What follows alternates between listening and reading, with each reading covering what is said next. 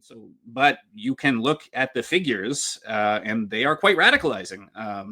What it was to enter adulthood in the 1990s or the early 2000s versus what it is now.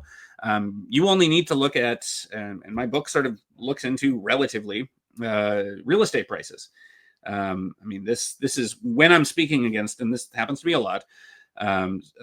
Just a boomer who does not get it, and you're just explaining like, no, this isn't an expectations thing. I'm just saying like the life that was offered to you does not exist anymore under any circumstance. They'll be like, well, just do what I did and work really hard, which is usually just code for have a job and not show up hungover and get fired. Like, what do you mean by working really hard? But and then they'll say, well, get an old house and sort of fix it up, or you move to the middle of nowhere and sort of get a starter home and then move back to your community.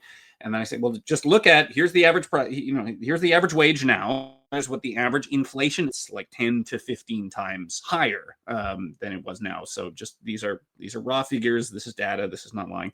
I mean, Canada in the 1980s was considered the best housed country on earth. You had government reports, which I cite in the book, which said that because there was kind of a housing crisis in the 60s. So you had actually the Trudeau government, the Pierre Trudeau government, really prioritized this with very low immigration.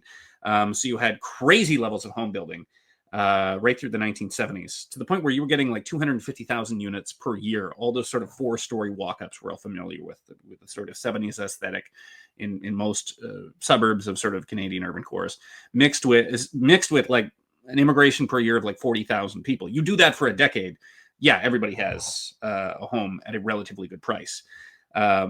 Versus now, we're building actually fewer homes than we were in the 1970s with a much higher population. So the starter home is down to about 220,000, and those are smaller homes. Those are those sort of micro condos, not the average sized home that was built in the 1970s. So yeah, it's very easy to sort of sit down with someone and say these are not tall tales.